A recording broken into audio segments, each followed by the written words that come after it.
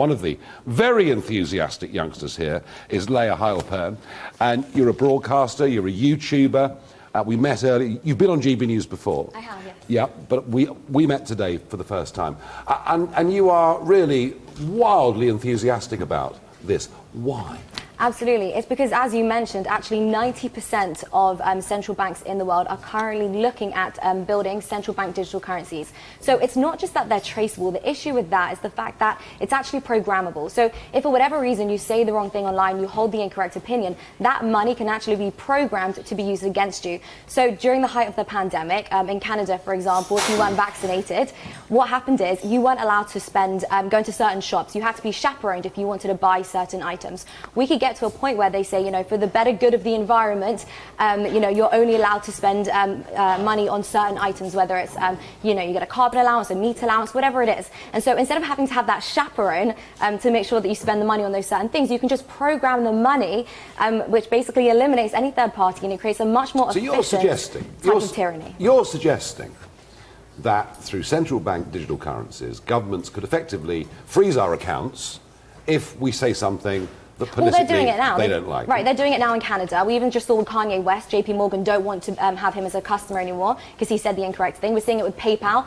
PayPal recently just blocked a bunch of accounts because they gave out misinformation. What's regarded as misinformation is constantly changing on a daily basis. So with something like Bitcoin, nobody can touch your money. The government in Canada actually tried to stop those Bitcoin addresses of the truckers who are protesting to have bodily autonomy. They weren't able to do that because they held Bitcoin. Yeah, and I think this is what happened with the truckers, isn't it? Because they did get their bank accounts frozen, and then there was a big online fundraising campaign via Bitcoin to help them. Exactly, and the key point here is that a lot of the Bitcoin that people hold are held on exchanges, which are still centralized platforms. So the important thing is to actually take self-custody and hold it in a by yourself, without any third party. You hold the key. So that's the key point. That's the way that you can become completely sovereign over your money.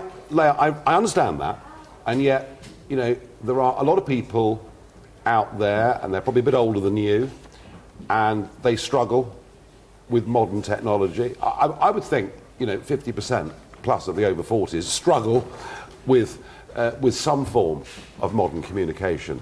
This is quite daunting for them, isn't it? It absolutely is, and that's why, you know, I do what I do. I have a book called Undressing Bitcoin. I talk on GBNews, and we want to educate people and teach them how to take self-sovereignty and also have these conversations. So a lot of people tend to think, you know, Bitcoin is confiscatable because of what happened in Canada. Well, actually, it's not. It's not confiscatable. And also people think, you know, it's full of scams. Well, it's not. It's all about education, and that's what conferences like this are for. That's what conversations like this are for. Can the average 80-year-old understand the concept of a digital wallet and operate effectively with it? How difficult is it? My grandfather is 93 years old, and he does get it. I've had conversations with him up in Leeds, in Yorkshire, and he absolutely understands it. I've given him my book, and he gets it. So I think conversations like this are so important, and you know, if they can lock you in your home, and if they can take away your job because you don't want to put something inside your body, then they are coming for money. And I just want to be clear that money really is the fuel, and it's the energy which fuels your life. And if you don't have freedom over your money, you don't have freedom to do anything. We can't come here and have these conversations. In America, for example, I know they're concerned about the Second Amendment being taken away from them. We don't really need to get rid of the Second Amendment. You just program the money so that you can't go buy a gun with it. How far away is this? Because I mean, I hear that Norway is pushing ahead with this concept of a central bank digital currency very, very quickly. How far away are we? Well, I think we are as near as the people at the World Economic Forum want us to be. If you can create, it's all a big conspiracy. It's not a conspiracy. They told us at the World Economic Forum, they literally said in Davos earlier this year, they said that if they were to create some kind of central bank digital currency, they would need to implement a Bill of Rights to ensure that our rights are not impinged on just because of the tyrannical nature of this type of technology.